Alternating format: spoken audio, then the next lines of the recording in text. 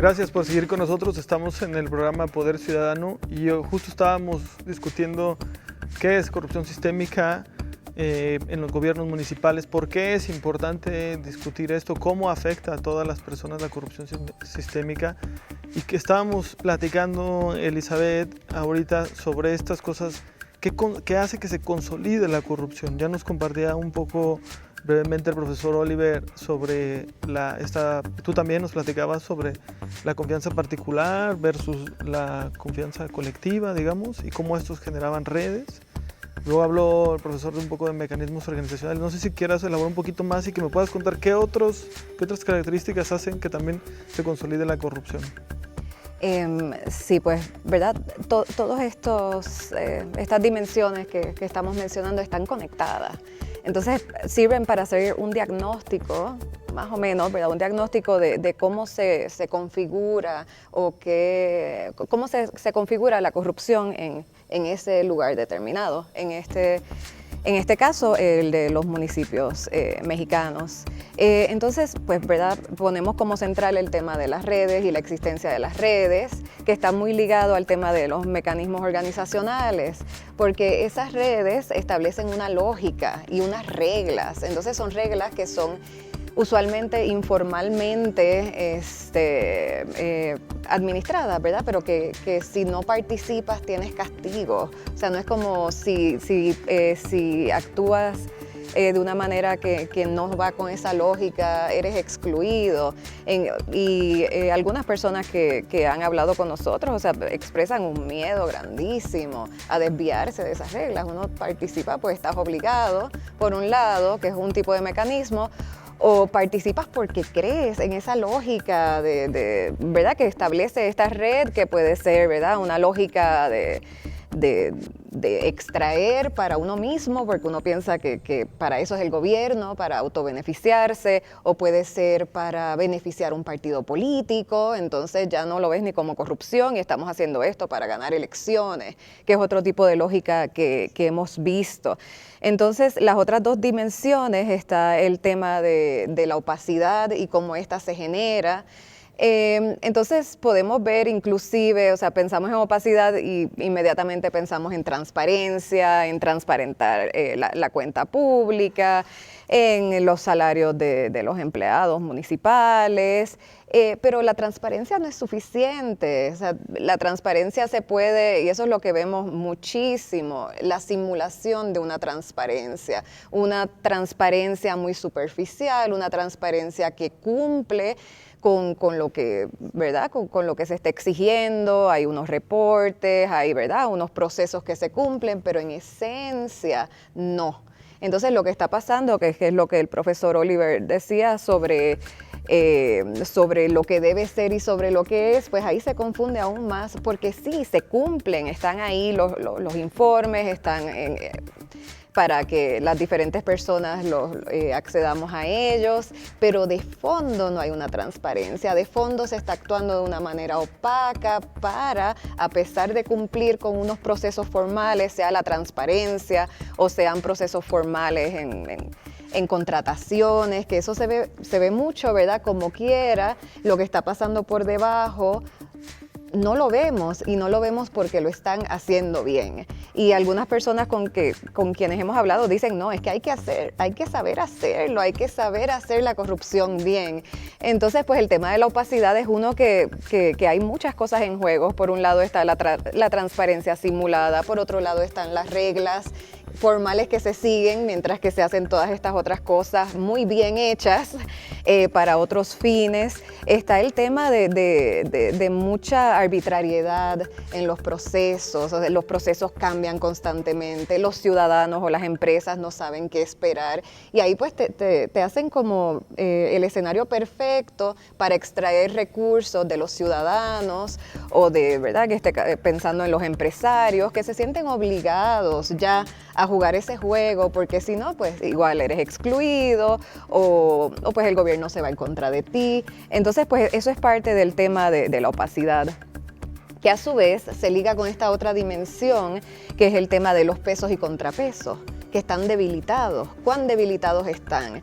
Y entre los pesos y contrapesos nosotros no solo vemos, ¿verdad?, las instituciones formales como pueden ser las contralorías municipales, sino que vemos también como peso y contrapeso la prensa, vemos a la ciudadanía, vemos instituciones formales como puede ser la administración de recursos humanos de una manera profesional. Entonces son todos contrapesos que podemos ver individualmente y ver cuán debilitados o cuán fortalecidos están. Y al estar debilitados, pues son muy propensos a ser capturados por estas redes, ¿verdad?, que trabajan en ambientes de corrupción.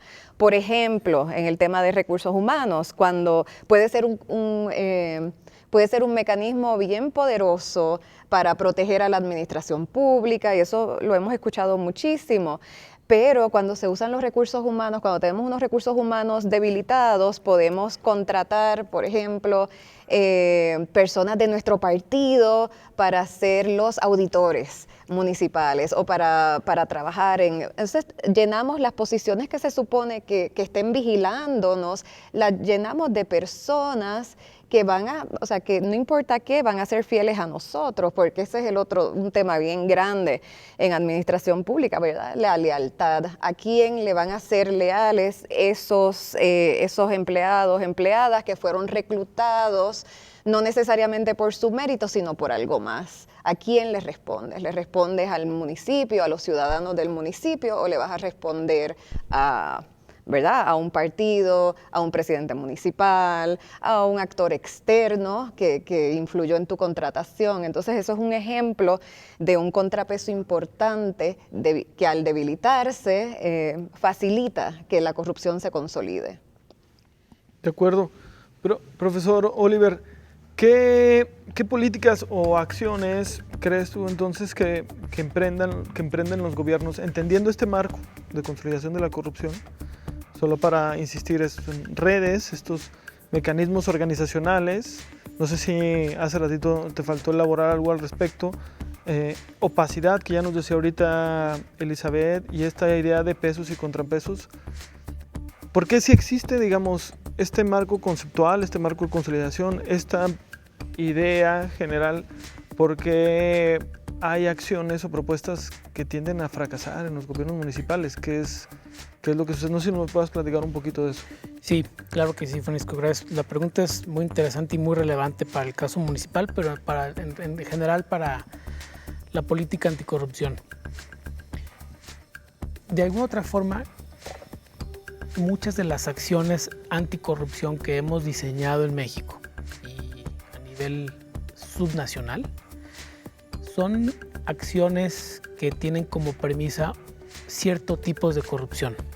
Te hablo de por lo menos 3 tipos de corrupción que en la literatura conocemos, ¿no? La corrupción diádica o la de mercado, que es esta que conocemos frecuentemente con la interacción ciudadano-funcionario público, donde se pide una mordida o se ejerce cierto tipo de extorsión.